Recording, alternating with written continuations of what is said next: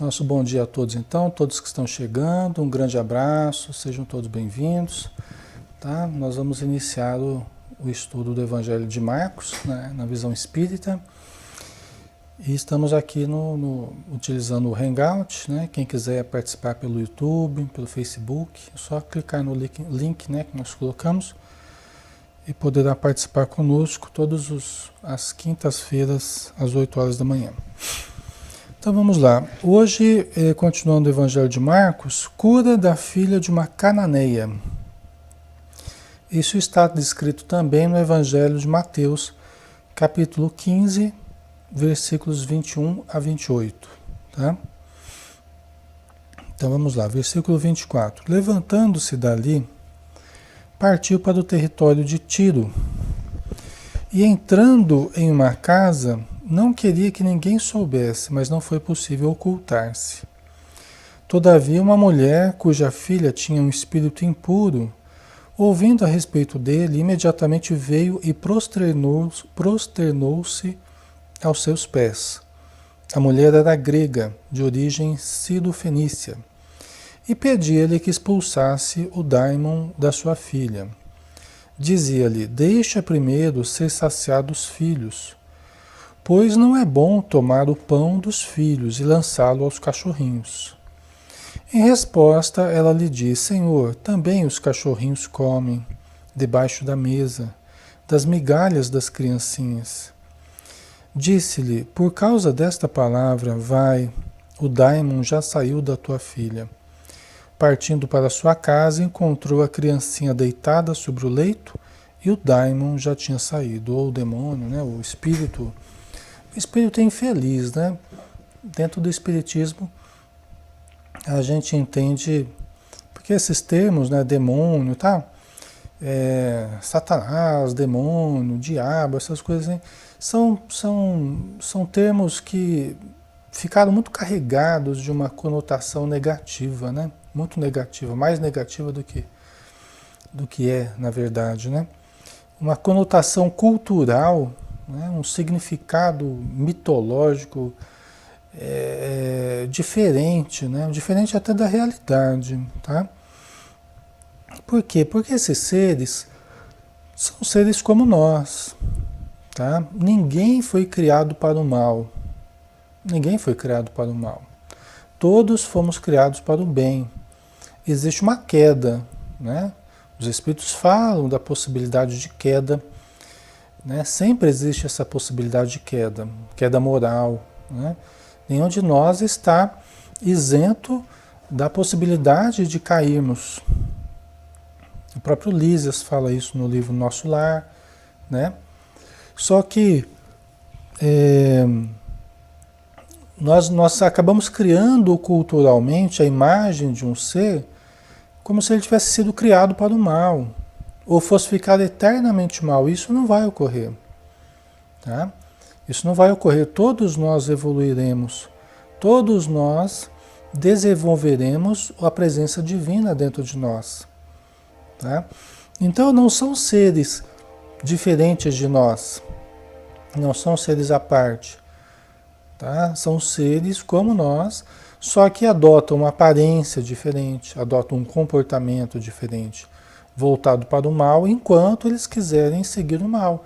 Assim que o desejarem seguir o bem, serão auxiliados, modificarão sua vibração, sua aparência, seu comportamento e continuarão a evolução voltados para o bem, tá? Então, é sempre bom a gente colocar, né, em torno desses termos daimon, demônio, tá? A gente explicar, porque na visão espírita ninguém vai permanecer inferior, ninguém vai permanecer infeliz. A nossa fatalidade é a evolução, a nossa fatalidade é a felicidade, né? É a perfeição relativa, né? Porque a perfeição absoluta só mesmo a de Deus, né? Então, continuando, é muito interessante esse diálogo, né, de Jesus com essa mulher cananeia, né? É muito interessante, porque veja bem, a mulher, né, Jesus estava querendo, não sei se talvez descansar, ou, né, ele entrou né, entrou numa casa e não queria que ninguém soubesse, né? Porque Jesus também era o tempo todo, né?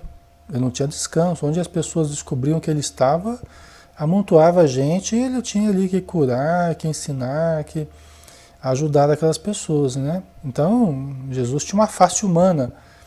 A face humana é que ele estava reencarnado num corpo físico, sofrendo todas as dificuldades num corpo físico, precisando comer, precisando descansar, né? Então não tinha sossego para Jesus, né?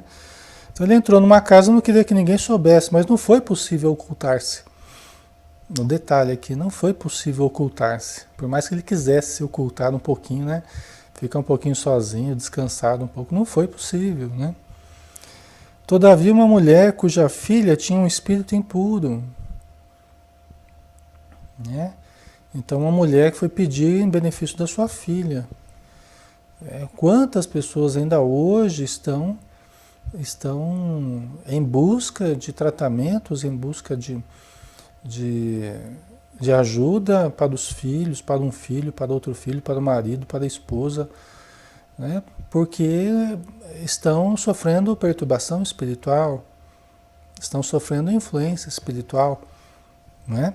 Então, isso é muito comum, talvez hoje mais do que nunca, porque hoje nós temos um contato com a espiritualidade muito mais intenso do que naquela época, né?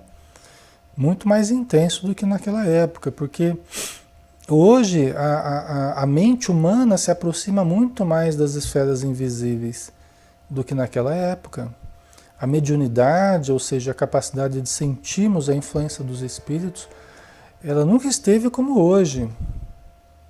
Nunca esteve como hoje, né? Nós estamos nos aproximando das esferas invisíveis. Só que a primeira esfera invisível que nós nos aproximamos é a esfera umbralina, né, Maria? São as regiões inferiores do plano espiritual, né? Então, hoje mais do que nunca as pessoas estão percebendo a influência dos espíritos. E dizem os espíritos, todo obsediado, toda pessoa que sofre a influência dos espíritos, mas essa influência negativa, é um médium. Todo obsediado é um médium, mas nem todo médium é um obsediado. Tá? Nós temos que lembrar sempre disso. Porque toda pessoa que está sofrendo essa ação pertinaz, insistente, e ouve os espíritos falando, e o sente no próprio corpo, é um médium. É um médium, porque se está sentindo essa influência no corpo, na emoção, no pensamento, é porque tem essa facilidade de perceber. Pode ser considerado um médium, né? Mesmo que não seja um médium em exercício metódico da mediunidade, né? Um exercício na reunião mediúnica. A pessoa não precisa participar da reunião mediúnica para ser médium. Médium todos nós o somos, o tempo todo, em qualquer lugar, né? Mesmo que desequilibrados, mesmo que obsediados. Então todo médium todo obsediado é um médium, mas nem todo médium é um obsediado, né? A pessoa pode ter a faculdade mediúnica, mas estar em equilíbrio, né? Tá? Então muitas pessoas vivem ainda essa situação de serem médiums e não conseguirem ainda o equilíbrio. Só que, pessoal, quando nós nos aproximamos de uma casa espírita, do tratamento espiritual proposto por uma casa espírita, nós temos que ter um mínimo de compreensão, né? Não podemos ser imediatistas. O que a gente observa às vezes, não sempre, mas às vezes, é que há muito imediatismo nas pessoas. Elas querem, às vezes, soluções mágicas, querem soluções imediatas para problemas que foram estruturados ao longo de séculos. Porque o problema da obsessão é um problema que se arrasta ao longo dos séculos, às vezes até dos milênios, né? Então, quando a gente começa a orientar, quando a gente começa a fazer vibrações, né, para a pessoa na reunião mediúnica, ou até a pessoa participa quando ela tem o mínimo de condição para isso, né, está recebendo ajuda, orientação, ela precisa aprender, precisa modificar comportamentos, precisa modificar sentimentos, né, precisa adquirir disciplinas que ela ainda não tem, experiência que ela ainda não tem. Isso tudo não se improvisa, pessoal. Não é de uma hora para outra que a pessoa conquista isso. Então é natural que os processos de melhora não sejam tão rápidos quanto a gente gostaria. Às vezes até são rápidos, dependendo do caso. Dependendo da menor gravidade do caso, a pessoa começa a sentir já uma grande melhora com o passe, né? Com a ajuda da desobsessão na reunião mediúnica, com as palestras, já começa a sentir uma grande melhora. Mas tem casos que não. Tem casos que só a persistência, boa vontade e perseverança. Essas duas palavrinhas, pessoal, elas resolvem tudo ao longo do tempo. Todos os problemas se resolvem com essas duas palavrinhas, boa vontade e perseverança, ou seja, uma vontade positiva, né? E uma continuidade. Às vezes você vê que a pessoa está a passos seguros de melhorar. Ela está no caminho certo, ela está a passos seguros, só que ainda oscila. Ela tem uma oscilação, é normal que a pessoa tenha uma oscilação. Uma semana está melhor, outra pior.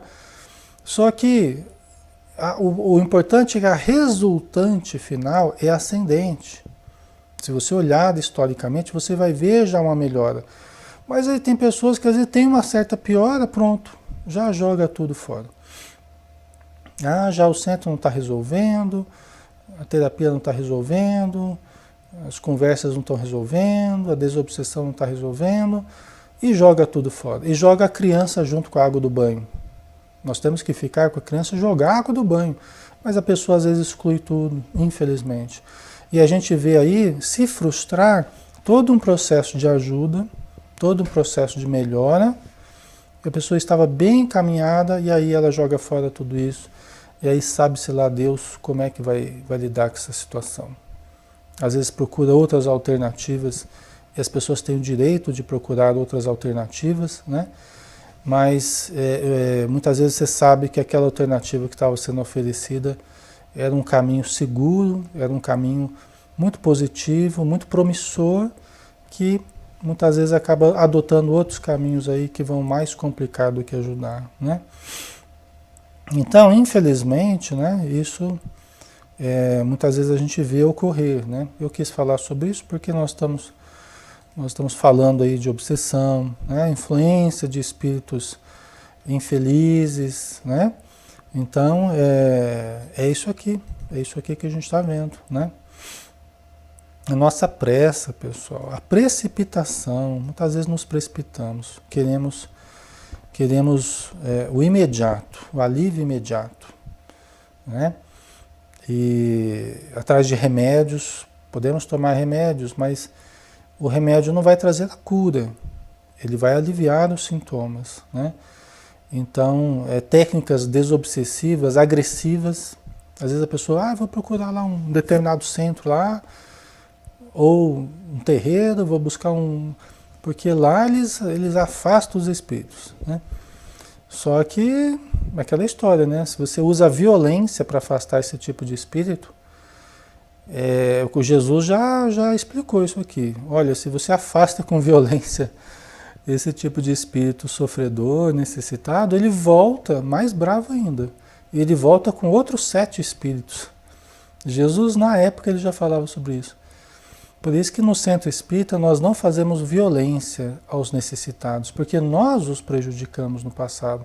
Se eles estão nos obsediando hoje, é porque nós os prejudicamos. Senão eles não estariam com raiva de nós. Então, como é que você vai pedir para expulsar esses espíritos, né? Afastar de qualquer jeito?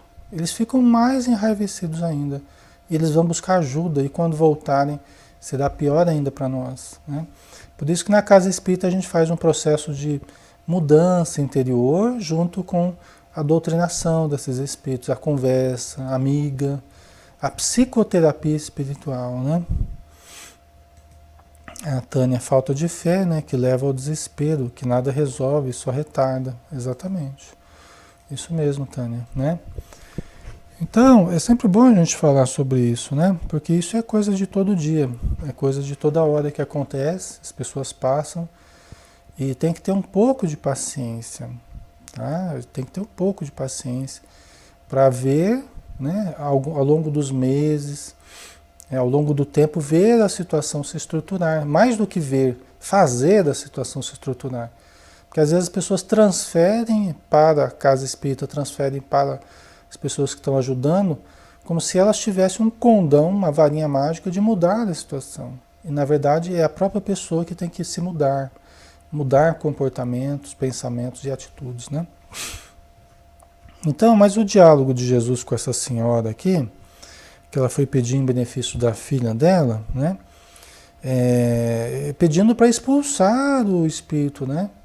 Porque eles tinham essa mentalidade, que era só expulsar, expulsar. Né? É lógico que Jesus sabia que não era isso. Jesus profundamente amoroso e tal. Né? Só que muitos espíritos não estavam em condição de aderir ao programa de Jesus, de elevação do programa de Jesus. Então eles se afastavam maldizendo Jesus, tal, né? Era normal. Então aquela senhora foi pedir ajuda para a filha dela, né? Mas aí Jesus, ele fala uma coisa muito interessante, né? Ele fala assim: deixa primeiro ser saciado os filhos, pois não é bom tomar o pão dos filhos e lançá-lo aos cachorrinhos. Parece uma coisa meio descontextualizada, né? Parece uma coisa meio doida, né? Mas não é, não. Não é? Então Jesus fala para a senhora, olha, deixa primeiro ser saciado os filhos, pois não é bom tomar o pão dos filhos e lançá-lo aos cachorrinhos. Olha, Jesus, ele trabalhou muito ali junto às ovelhas desgarradas da casa de Israel. Até ele indicou para os discípulos, ele sugeriu para os discípulos que quando eles saíssem para pregar, ide antes, né? Não entreis nas casas dos samaritanos, né? Então, ide antes as ovelhas desgarradas da casa de Israel, ou seja, aquelas pessoas que estão ali mais insatisfeitas com o judaísmo, que estão ali como ovelhas sem pastor, como já disse Jesus, né? Como se fosse um rebanho que estivesse sem pastor. Vai antes para essas pessoas, ele falava para os discípulos, né? Então Jesus, acho que ele tinha um plano, ele tinha um planejamento de trabalho. E ele fez um trabalho mais localizado ali, embora tenha feito um trabalho para o planeta todo, a gente sabe disso. O que ele fez não foi só ali, para aquela região, foi para todos nós, para o planeta todo, para todos os tempos, né? Só que eu acho que ele tinha um planejamento, ele tinha uma meta ali a ser cumprida, que era auxiliar as pessoas ali que tinham uma fé já mais consolidada, embora insatisfeitas com o judaísmo. Então ele trazia uma mensagem diferente, que atingia os corações, que o judaísmo não estava atingindo, com um monte de regras que os judeus tinham, e a pessoa não estava satisfeita com isso. Então, quando Jesus surgiu com uma proposta amorosa, ele já tinha uma fé robusta. As pessoas já estavam preparadas. Então, ele ia mais para as pessoas que estavam preparadas. O planejamento dele era esse: deixa aos mortos o trabalho de enterrar os seus mortos. Quer dizer, as pessoas que estão ainda vivendo só conforme a matéria, que não têm uma base diferente, né, de espiritualidade, deixa as pessoas que estão mortas enterrarem seus próprios mortos, né? Mas ele falava assim, olha, ouçam quem tem ouvido de ouvir, vejam quem tem olhos de ver. Então ele não falava para qualquer pessoa. O objetivo dele era atingir aquelas pessoas que estavam já preparadas, né? Então, a princípio, ele fala para a senhora, olha, deixa primeiro ser saciado os filhos. Deixa eu cuidar primeiro daquelas pessoas que estão mais próximas de serem socorridas, de serem auxiliadas, já tem uma base de fé, já tem toda uma preparação os filhos, né? Vamos pensar por aí, tá? Para a gente entender isso aqui. Pois não é bom tomar o pão dos filhos. Você vê, ocupar o tempo que seria dado ao tratamento dos filhos, daqueles que estão preparados, daqueles que estão já com uma base mais consolidada para receberem a mensagem dele. Não é bom tirar o tempo de Jesus, tirar a energia de Jesus que poderia ser canalizada para aqueles que estavam mais preparados. Mas olha que interessante o que ela diz, né? Então ele diz, repetindo o que ele falou, deixa primeiro ser saciados os filhos, pois não é bom tomar o pão dos filhos e lançá-lo aos cachorrinhos. Não é uma imagem desrespeitosa, pessoal. Eu não vejo como uma imagem desrespeitosa, ainda mais vindo de Jesus. Eu não vejo isso como um desrespeito, assim como se encaixa perfeitamente isso aqui com não dar pérolas aos porcos, ou guardai-vos dos cães. E se encaixa perfeitamente aqui. Não dê pérolas aos porcos. Não é que ele estava chamando as pessoas de porcos, as pessoas que não entendem. Não é isso. Não é de um jeito desrespeitoso de falar. Mas ele usou essa imagem tão forte para dizer, às vezes, o contraste daquilo que você está querendo fazer para as pessoas e aquilo que elas compreendem. Às vezes tem uma distância muito grande do que você está falando para o que as pessoas são capazes de compreender. Então, não dê pérolas aos porcos, ou guardai-vos dos cães. Né? O cuidado que a gente tem que ter com as pessoas ainda agressivas, as pessoas violentas, né? Que não estão preparadas para uma mensagem de suavidade, de bondade, de caridade. E podem até avançar em cima da gente, como frequentemente o fazem, né? Vocês entendem? Então a imagem que ele usa aqui, ó, não é bom tirar o pão dos filhos e lançá-lo aos cachorrinhos. Né? Não é bom. Você vê que a imagem que ele usou, né? Aí olha o que ela fala, a resposta dela foi fantástica, né? Em resposta, ela lhe diz, Senhor, também os cachorrinhos comem debaixo da mesa, das migalhas das criancinhas. Olha que coisa, que humildade, né? Acho até comovente isso. Olha que humildade dela. Que conhecimento dela, que humildade e que fé que ela manifestou. Falei, Senhor, olha, eu entendo a minha condição, né? Que talvez eu não esteja propriamente dentro daquelas pessoas que estão dentro da sua programação, dentro do seu planejamento, né? Talvez eu não tenha pedigree, vamos dizer assim, né? Eu seja um desses cachorrinhos, minha filha, minha família, né? Mas também os cachorrinhos têm fome, né? Olha que humildade a dela, né? Mas também os cachorrinhos comem debaixo da mesa, olha só, debaixo da mesa, quer dizer, pegando as migalhas que caem da mesa das criancinhas, né? Olha só que coisa, né? Quer dizer, Senhor, se eu tiver um pouquinho do seu tempo, um pouquinho da sua energia, do seu amor, né? Para mim já é o suficiente. Eu entendo a minha condição, eu entendo o seu trabalho, a importância do seu tempo, a importância das suas energias curativas, eu entendo isso, mas nos ajude porque a gente também tem necessidade, né? E olha que Jesus, após isso, ele mudou a atitude dele com relação a ela. Logicamente isso, ele sabia, né? Ele estava dando uma lição para a gente, né? Olha o que ele fala, olha, por causa desta palavra, vai, o daimon já saiu da tua filha, partindo para a sua casa, encontrou a criancinha deitada sobre o leito, e o daimon já tinha saído, o espírito já tinha saído. Olha que interessante, pessoal, que Jesus, frequentemente, ele topa com pessoas que manifestam algo diferente. Se ela tivesse ficado quieta, não tivesse pedido nada, ele não tinha feito nada. Por quê? Porque ele somente fazia conforme que as pessoas buscavam. E ele mesmo orientou, pedir, buscar e bater, insistir. Se você quer uma coisa, vá em busca dessa coisa. Não fique esperando, mas Deus sabe o que eu preciso. Deus sabe, mas nós temos que buscar. O Deus em nós tem que... proporcionar essa consciência, nós temos que ter essa consciência do que precisamos também. Né? Tem muita gente esperando só que Deus dê, mas não está buscando. Se essa mulher tivesse ficado quieta, primeira coisa que Jesus falou, tá bom, Senhor, desculpa, né? Estou indo embora. Né? Tinha ficado sem o benefício. Mas veja que ela insistiu, né? E Jesus falou, olha, por causa desta palavra, pelo que você manifestou de desejo, de consciência, de fé, de confiança no meu poder, de humildade que você manifestou, por causa desta palavra, né? Mudou a atitude dele ali na hora. Mudou a atitude dele, né? Mas por causa desta palavra, o daimon já saiu da tua filha. Entendeu?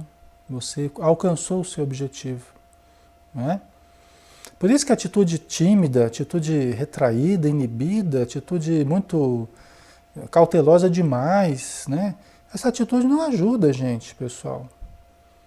Né? Frequentemente mais atrapalha do que ajuda. Agora, nós manifestarmos o que queremos, fale o que você quer. Sem rodeios, fale o que você quer, fale o que você precisa. Insista, bata. Né? Demonstre o que você quer de fato.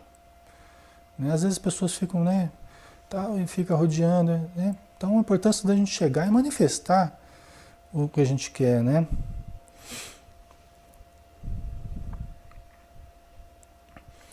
A Tânia, do céu só chuva cai, tem que ir atrás, mesmo que as vozes, às vezes estejamos esgotados, né? É verdade. A Márcia colocou até, de certa forma, motivando esse raciocínio nos outros, né? Então é isso, né, pessoal?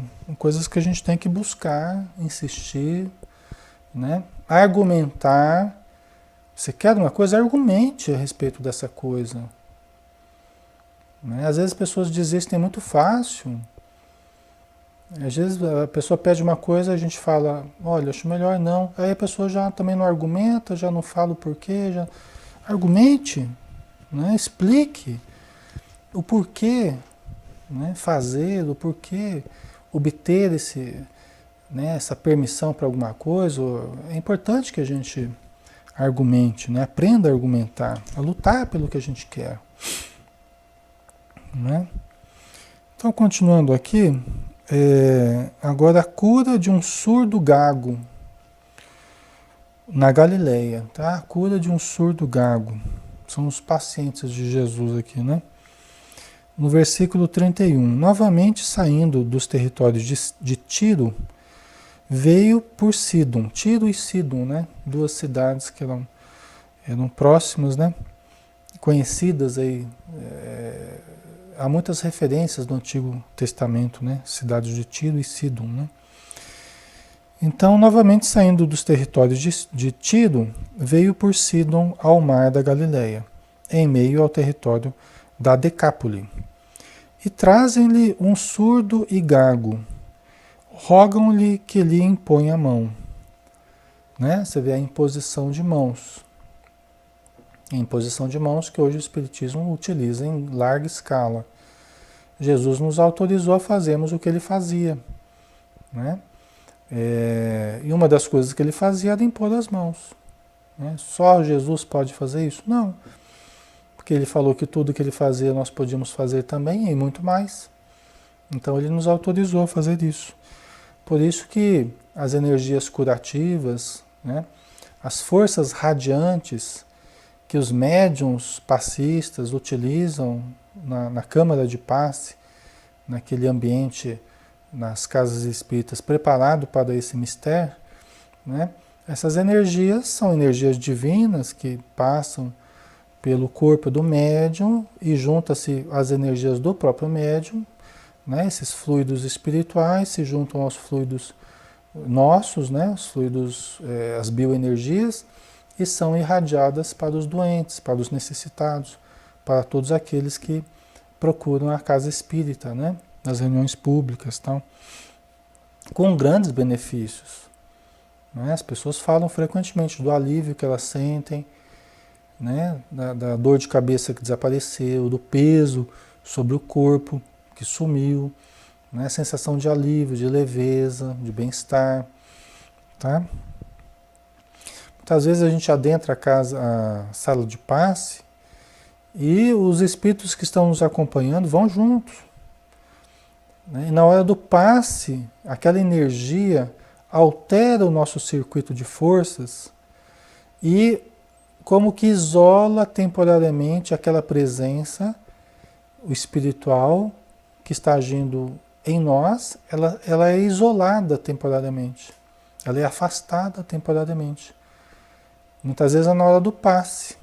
O André Luiz fala no livro Nos Domínios da Mediunidade, num capítulo específico sobre o passe, inclusive ele fala assim, que os dois médiuns que estavam aplicando o passe, naquele trabalho era só 2 médiuns que estavam aplicando, e as pessoas iam entrando de 2 em 2 e iam tomando passe.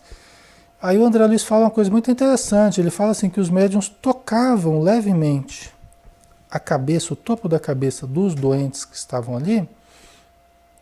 É uma coisa interessante, até que a gente não costuma usar muito nas casas espíritas, até o pessoal não toque nos doentes, né?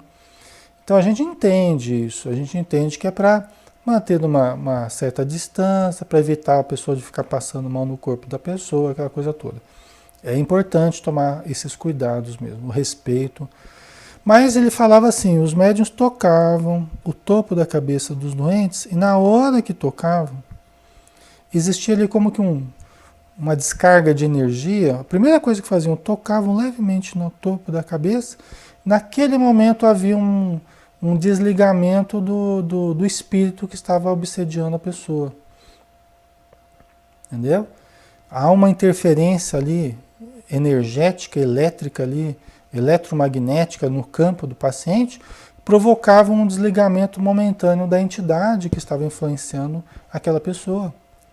Muito interessante. Aí ele aplica o passe e tal, faz todo aquele mecanismo que a gente conhece, né, de transmissão de energias e tal.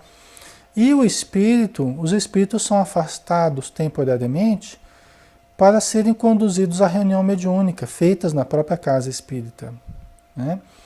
Então é muito interessante a gente observar isso, pessoal. São coisas que às vezes passa batido e é importante a gente prestar atenção em alguns detalhes, né? E aí os espíritos vão ser levados à reunião mediúnica. Em outros dias eles vão conversar, né, conosco, com os doutrinadores e tal, através dos médiuns na reunião mediúnica, né?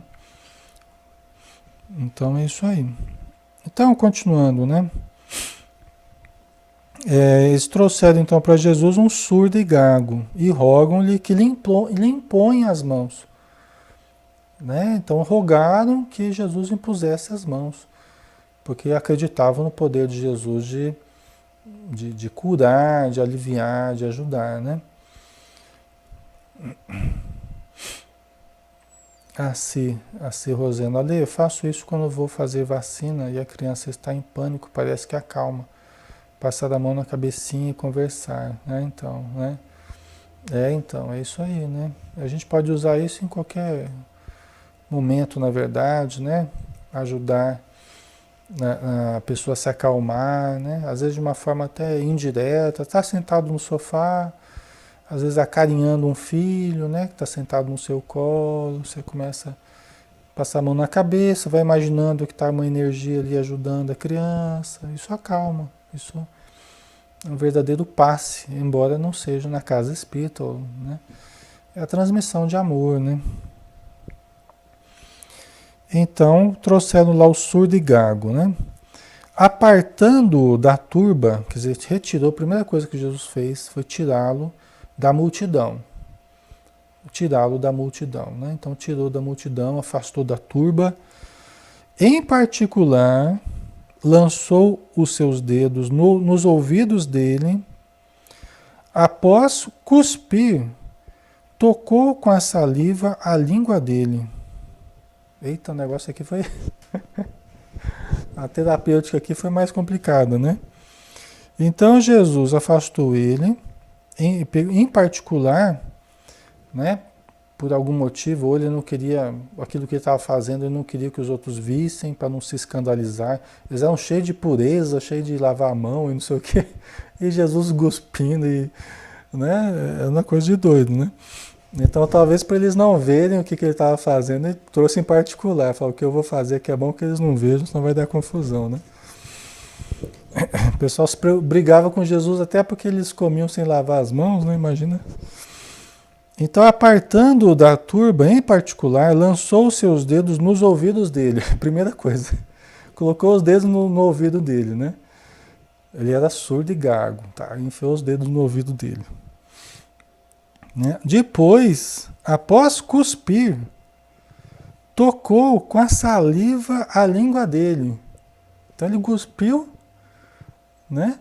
E depois a saliva passou na língua dele. Foi uma operação meio melindrosa, né, pessoal? Vocês desculpem assim, a gente brincar às vezes com isso, vocês sabem do respeito que a gente tem com essas coisas, né? Mas é que a operação ali foi meio diferente, faz lembrar até o Chico lá, né? Daquela situação do Chico lá, que a madrasta dele lá, madrasta não, sabe que não era, eu não lembro quem que era, aquela senhora lá que pedia que ele lambesse a ferida do filho dela, né? Que ela ficou sabendo que se uma criança lambesse durante 7 dias, né? Uma coisa assim, a ferida do filho dela, a ferida curaria, né? E o Chico teve que lamber a ferida, né? Mas por quê? Jesus, ele usava esses recursos, ele sabia o que ele estava fazendo, né? Ele sabia, imagina a saliva de Jesus, devia curar também, né? O sopro de Jesus, o olhar de Jesus, a saliva de Jesus, até a roupa dele, acho que tudo curava ali, né?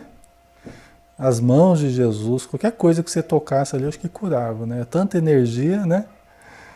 Mas Jesus estava usando de um mecanismo ali que nós desconhecemos, mas certamente sabendo o que estava fazendo, né? Então ele tocou a língua do rapaz. O rapaz era gago, né? O rapaz era gago. Levantando os olhos para o céu, suspirou e lhe disse: Efaftá. Né? Não sei se é isso que está. Ele colocou o termo aqui em hebraico, deve ser aqui, sei lá. Um termo muito diferente aqui, né? Que quer dizer abre-te. Abre-te, né? E imediatamente os seus ouvidos foram. Os seus ouvidos foram abertos. A ligadura da língua foi solta. E falava retamente. Então, provavelmente ele tinha a língua presa, né? Então, a ligadura da língua aqui no... Acho que presa embaixo, né? Deve ser. Não sou fonoaudiólogo, né? Mas devia ser que tinha a língua presa embaixo. Acho que a ligadura da língua ali devia estar mais presa embaixo, né? Parte de baixo. E aí fez uma cirurgia ali. Fez uma cirurgia ali completa, né? Otorrinolaringologista ali fez uma cirurgia completa ali nele, abriu os ouvidos, soltou a língua na hora ali, né? Que coisa, né, pessoal?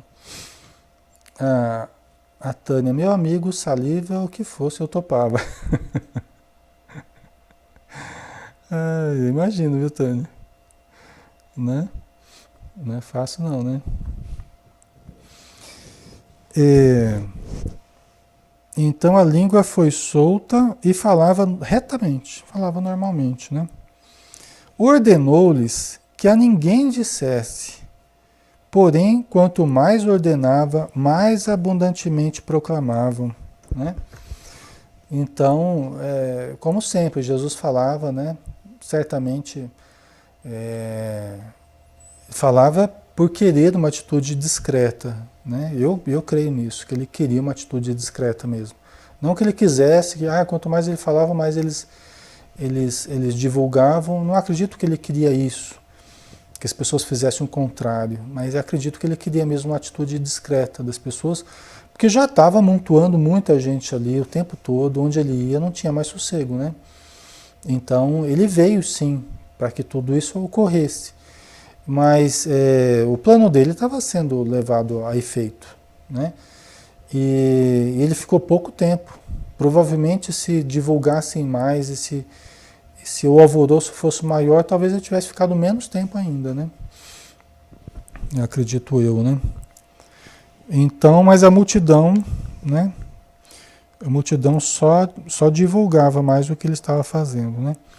E maravilhavam-se sobremaneira, dizendo: Ele fez todas as coisas bem, fez os surdos ouvirem e os mudos falarem, né? As pessoas estavam então falando das coisas boas que ele estava fazendo, né? E como ele fazia bem as coisas, como que ele era bom naquilo que ele estava fazendo, né? As pessoas ficavam maravilhadas, né? A segurança que elas sentiam nele. Pessoal, já faltam 5 minutos aí para a gente dar o nosso horário, então acho que não vale a pena a gente entrar no próximo tópico, né? O próximo nós vamos entrar no capítulo 8 do Evangelho de Marcos, que é a segunda multiplicação dos pães. Na próxima semana a gente vai continuar então, tá bom? Então, muito obrigado pelo carinho de vocês, pela presença, quem está no programa Pautalk, tá? O pessoal que está aqui no Facebook conosco.